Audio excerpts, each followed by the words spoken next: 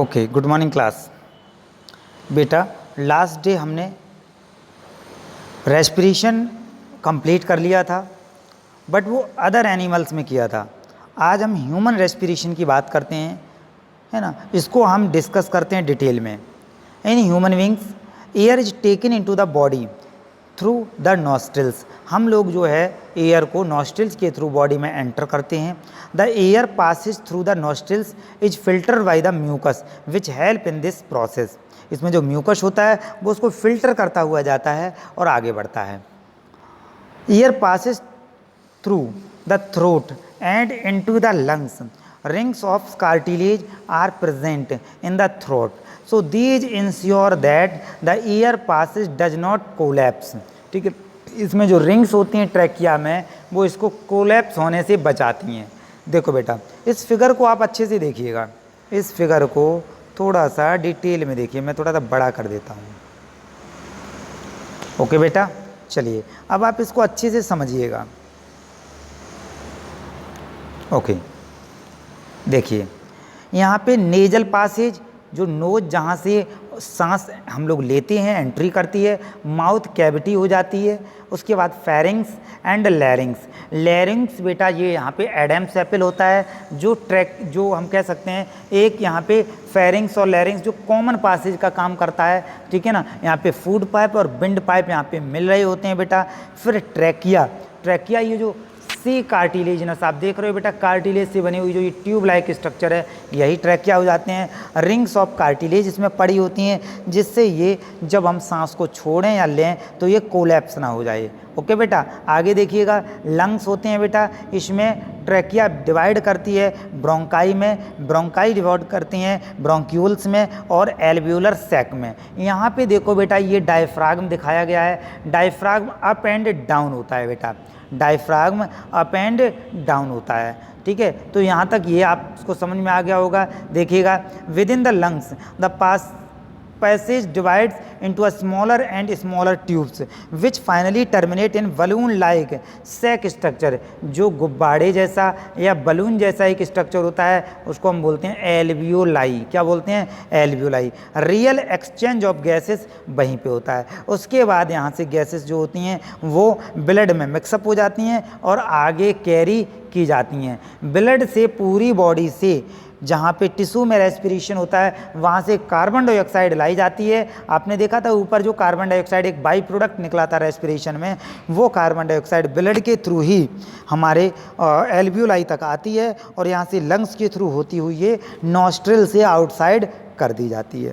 So when the body size of animal is large the diffusion pressure alone can not take care. ये एक student ने question पूछा था कि sir बाकी यूनिसेलुलर में तो डिफ्यूजन से हो जाता है, तो हम लोगों में स्पेशल ऑर्गन की क्या ज़रूरत थी? बेटा, हम लोगों की बॉडी का साइज बड़ा है, हमारी सभी सेल्स एनवायरनमेंट में एक्सपोज नहीं करती हैं, इसलिए हमारे लिए ऑक्सीजन कैरी करने के लिए, ट्रांसपोर्टेशन करने के लिए, है ना, एक पर्टिकुलर ऑर्गन की नीड होती है।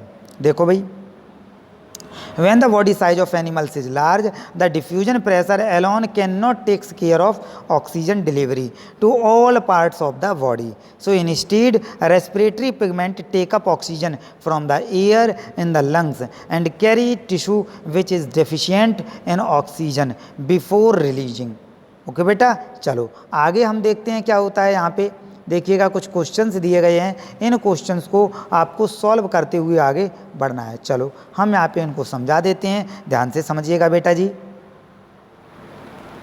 What advantage over a aquatic organisms does a terrestrial organisms have with regard to obtain oxygen for respiration? इन्होंने कहा कि एक्वेटिक में क्या फ़ायदा होता है, तो भाई एक्वेटिक में आपको पता है H2O वाटर जो है उसमें भी एक ऑक्सीजन का मॉलिक्यूल होता है। वो सांस जब भी लेते हैं तो वो सीधा वहाँ से वाटर को ड्रिंक करते रहते हैं और वहीं से ऑक्सीजन को लिबरेट करते रहते हैं, एक्सट्रैक्ट करते रहते हैं। नेक्स्ट क्वेश्चन देखिएगा, what are the different ways in which glucose is oxidised to provide energy in various organ? बहुत सारे तरीके हैं, है ना। एरोबिक रेस्पिरेशन, एनारोबिक रेस्पिरेशन होता है ना। इन सब तरीके से यहाँ पे फूड का डाइजेशन होता है। How is oxygen and carbon dioxide transported distributed in human body, तो ब्लड में मिक्सअप होकर के, है ना, ब्लड में हमारे आरबीसी होती हैं, उसमें हीमोग्लोबिन होता है जिसकी वजह से वो लाल दिखाई देती है, रेड दिखाई देती है। उसमें एक रेड पिगमेंट होता है जिसे हीमोग्लोबिन बोलते हैं,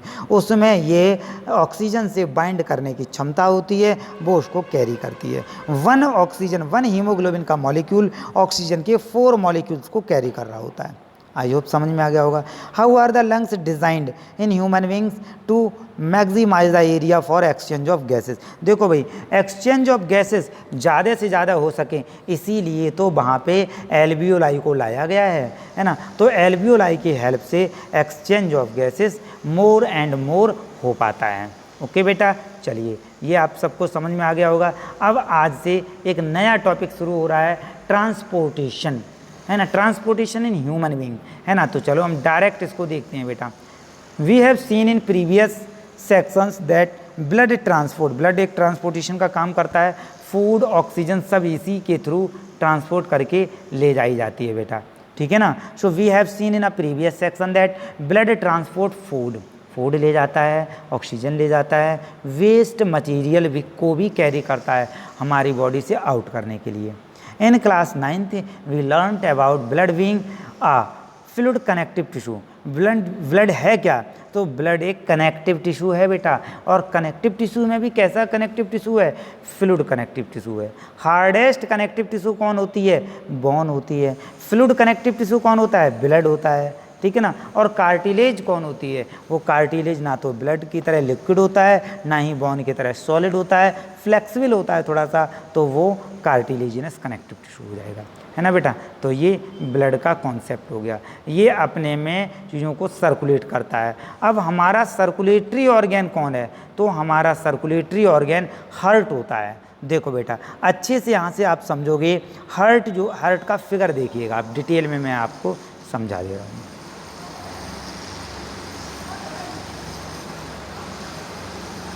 ठीक बेटा, समझिए।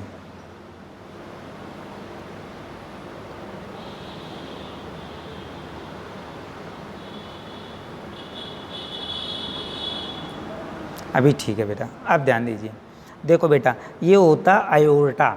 हार्ट में, ह्यूमन हार्ट 4 चैम्बर्ड का बना होता है। पहला और अच्छा क्वेश्चन, ह्यूमन बीइंग्स में देखो बेटा, जो पिसीज होती हैं, मछलियाँ होती हैं, उनमें हार्ट 2 चैम्बर्ड होता है। कितने चैम्बर की होती हैं?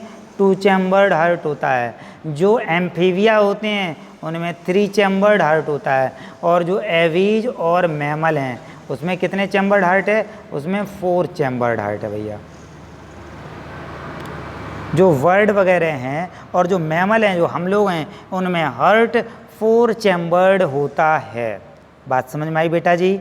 चलो एक बार मैं दोबारा बोल देता हूँ। जो मछलियाँ होती हैं उनमें 2 चैम्बर्ड हार्ट होता है, जो एम्फीबिया होते हैं 3 चैम्बर्ड होता है, और जो मैमल्स और एवीज होते हैं उनमें 4 चैम्बर्ड हार्ट होता है, ठीक है बेटा। अब 4 चैम्बर्ड हैं भाई साहब, तो इसमें कौन कौन से चैम्बर होंगे? तो जो अपर चैम्बर होते हैं उनको एट्रियम बोलते हैं या एट्रिया बोलते हैं, है ना बेटा। अब आप अपने दिल की तरह इसको लोगे बेटा।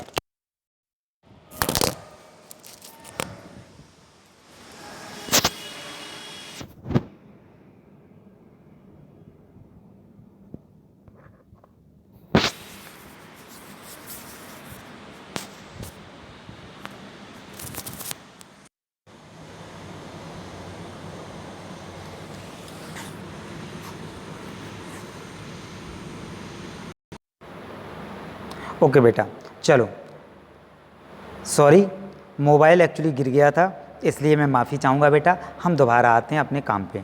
देखो बेटा, हमने आपको बताया था जिस तरह से जो अपना हार्ट है उसको आप एज्यूम कर लो, है ना। आप ऐसे सोचो जैसे ये जो हार्ट बुक में छपा हुआ है, इसी का अपना फेस ऐसे आप उल्टे करके बैठ जाओगे तो जिधर आपका लेफ़्ट होगा उधर ही इसका भी लेफ़्ट हो गया, जिधर आपका राइट है उधर इसका भी राइट हो जाता है।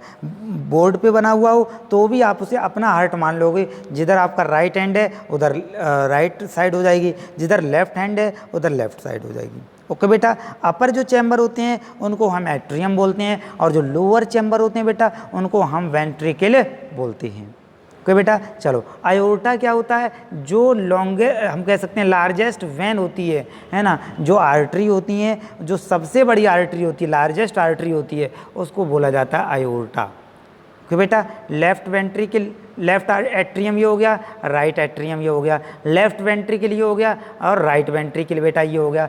सेप्टम, जो बीच में ये दीवार आ रही है, ये सेप्टम हो गई बेटा, ठीक है ना। वेना कैवा क्या होती है, जो वेंस होती हैं वो डीऑक्सीजनेटेड ब्लड को ले जाती हैं, तो वो वेना कैवा होती हैं बेटा। अब होता क्या है एक्चुअल में कि ब्लड जो होता है वो लेफ्ट एट्रियम से कहानी शुरुआत होती है। लेफ्ट एट्रियम में ब्लड आता है ऊपर से।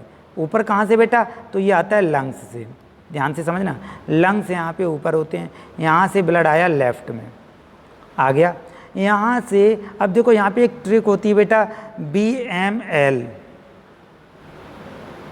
बाइकस्पिड बॉल, मिट्रल बॉल कहाँ होता है, लेफ्ट साइड में, BML याद कर लोगे।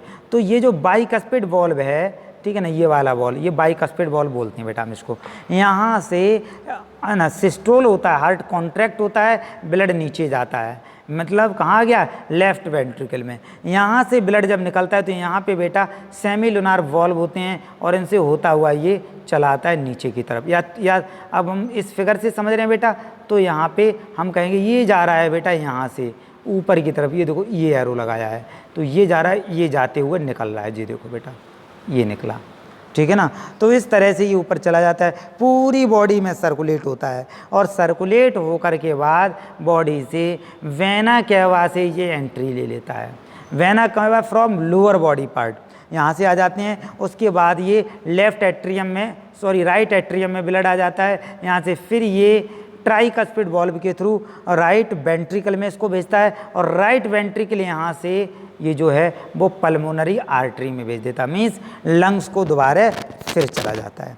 तो ये एक सिंपल सी मैकेनिज्म्स है, एक बार मैं दोबारा बोल रहा हूँ, ध्यान देना। सबसे पहले ब्लड जो है वो लेफ्ट एट्रियम में आता है, लेफ्ट एट्रियम के बाद में ब्लड लेफ्ट वेंट्रिकल में जाता है, लेफ्ट वेंट्रिकल से जब ये है ना बाइकस्पिड वॉल्व से होता हुआ जाता है, और यहाँ पे सेमिलुनार वॉल्व से ये बाहर निकलता है, पूरी बॉडी में सर्कुलेट करता है, और फिर दोबारा राइट एट्रियम में एंट्री लेता है, वहाँ से ये राइट वेंट्रिकल में जाता है, वहाँ से फिर ये निकलता है और फिर ये लंग्स में चला जाता है, ठीक है बेटा। इस तरह से ये सर्कुलेट होता है, ठीक है। तो चलिए, आई होप यहाँ तक आपको, इसीलिए इसको हार्ट बोलते हैं बेटा। हार्ट जो होता है वो मायोजेनिक ऑर्गेनेल्स होता है, इसको कंट्रोल करने के लिए ऐसे नोड, साइनोएट्रियल नोड बोलते हैं, जिसको पेसमेकर बोलते हैं। क्या बोलते हैं, पेसमेकर। ये हार्ट में एक रिदम बनाए रखने का काम करता है ना, एक पेस बनाए रखने का काम करता है, और इससे ब्लड लगातार सप्लाई होता रहता है, ठीक है ना बेटा। तो ये आपको समझ में आ जाना चाहिए। अब देखिएगा, oxygen enters the blood in the lungs. Oxygen कैसे एंट्री करती है, तो आपको ये वाला एक रे डायग्राम दिखाया गया है, इसको हम लोग देख लेते हैं, देखिएगा।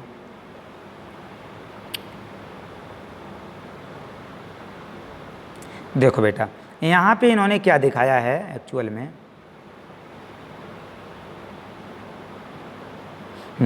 अभी देखिएगा आप, ये जो डायग्राम है बहुत ही अच्छा डायग्राम है। देखो बेटा, पल्मोनरी आर्टरी टू लंग्स, ये लंग्स दिखाए गए हैं, ये बॉडी टिश्यू दिखाए गए हैं, और ये बीच में हार्ट दिखाया गया है। अब यहाँ पे आपको जो मैंने अभी ऊपर समझाया था वही फिर समझ में आ जाएगा।